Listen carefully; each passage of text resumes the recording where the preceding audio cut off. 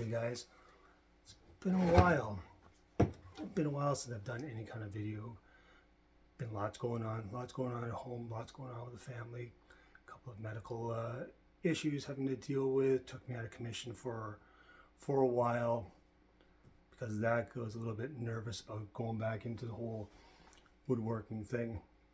I know I don't have a lot of subscribers. I have 30 subscribers at this time, so for all you guys, I'm really grateful that you've stuck around. I'm back, and yeah, really just trying to figure things out, trying to figure out just where do I want to go with the woodworking career.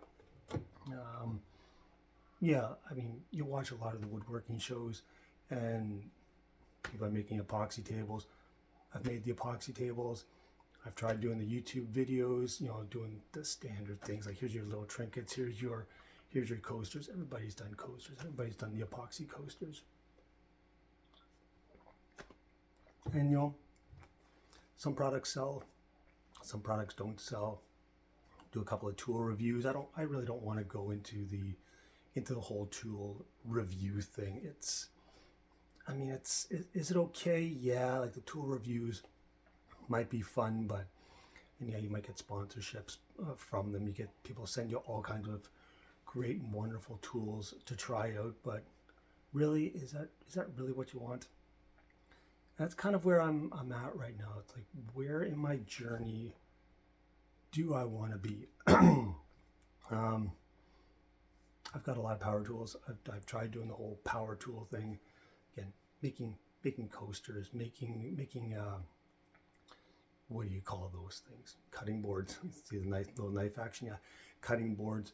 Done some charcuterie, Sean Connery boards, whatever you call those things. The cheese boards. I made those cheese boards. I've gone and done the the whole rustic outdoor furniture stuff. Planter boxes. Planter boxes were a big seller for me, but it just became a production shop for me. I would go to work. I work full time. I'm a full time welder, so I'm slugging steel around. I'm going on the job sites. I'm making stuff, doing repairs. Work with a great group of guys. Like, it's just fantastic, and it's a job. I can honestly say that I don't want to give up my full time job of being a welder. Like, I can honestly say it is the one job where I really and truly do enjoy going to work every single day doing the welding. So when I come home and I've got orders built up for planter boxes, flower boxes, I would just get so like, okay, well, here we go. Say hi to my wife, hi to my daughter, give them both a kiss, go into the garage, and 4 hours later I'm going back inside. My daughter's already in bed, my wife is getting ready for bed, and it wasn't fun. Did I make money? Yeah, I made good money on it. Was it fun at the beginning? Yeah, it was fun at the beginning, but then it just became work, and that's not really where I want to go with this woodworking journey. Again, got power tools. I've got the sliding compound miters. So I've got the lunchbox planer, band saws, router, table saws, and they're great to work with, but at the same time, they also kind of scare me. The table saw. Every time I fire up that table saw, I keep thinking to myself, okay, is this going to be a final destination moment? Is something going to happen? Even though I've taken all the precautions, everything that I possibly can, is this going to be a final destination moment where a piece of wood is going to get jammed, and I'm going to have a kickback, and it's going to go straight through my glasses, straight through my eye, and back out and out the back of my head. That's what I know. Am I catastrophizing? Probably, but that's always in the back of your mind when you're using power tools. Same as using the router. I'm always safe when I use the router, but there's always that I call it the final destination moment where shit happens. Sorry, I don't mean to swear, but that's the best way that I can describe it. It happens. You can take all the precautions you want, but when it's your time, it's your time. So that's one thing that's always bothering me. And if you guys can hear kind of like a kids music or something, I've got the monitor going. So if my daughter wakes up, she knows she can just yell for me. I can go and see her. So it's all good. I'm not going crazy, and you're not going crazy. You are actually hearing something.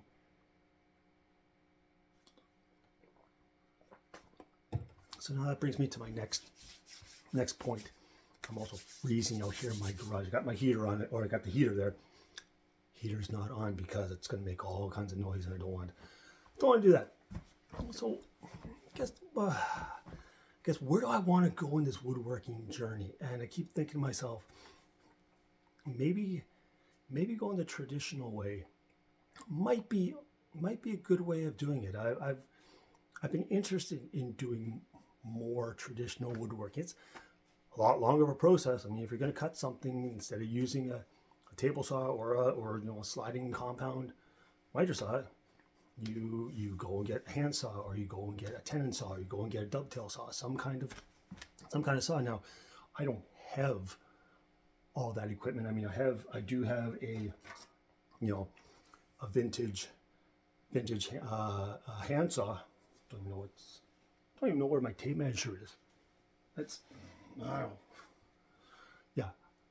I'm thinking it's about 26 inches long. I mean, really, to be honest, after 8 inches, I'm really not sure how big things are. So I'm pretty sure this is like a 26-inch hand saw. It's got a beautiful, check that out. It's got a beautiful wooden handle. I mean, it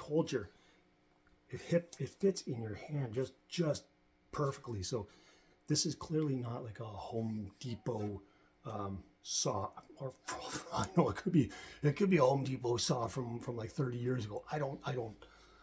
I'm just looking at getting into this, and then from there, I have an old number 5 Bailey Stanley Bailey number 5 hand plane. I mean, it's not great. The handle's broken, and I don't know all the terminology for it. The iron looks okay.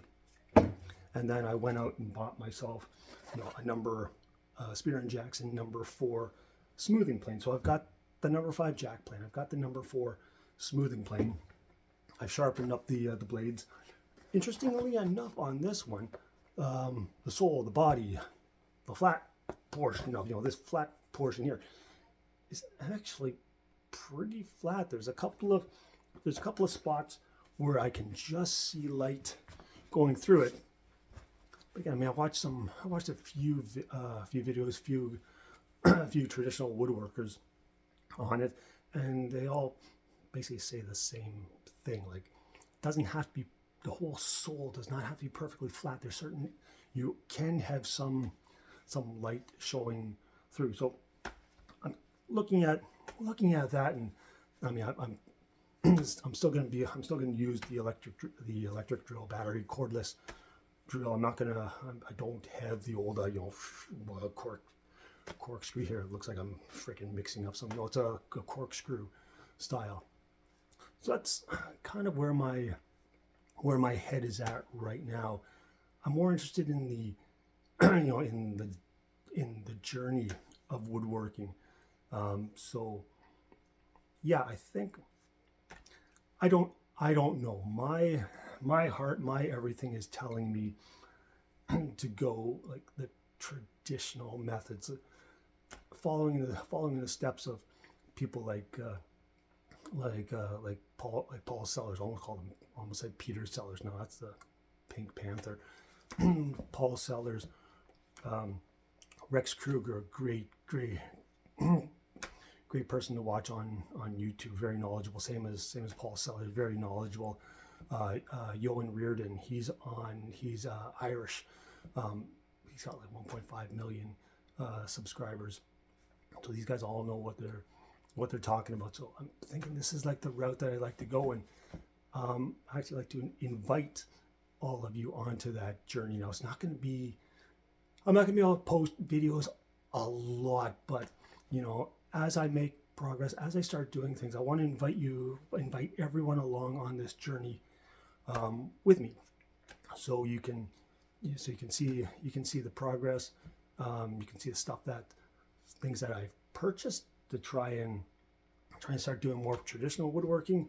And I'm gonna be like Tim the Toolman Taylor. Like, I'm gonna be making stuff, and it's gonna be blowing up in my face because I don't know 100%. I'm not exactly sure what I'm doing, but I'm gonna figure it out.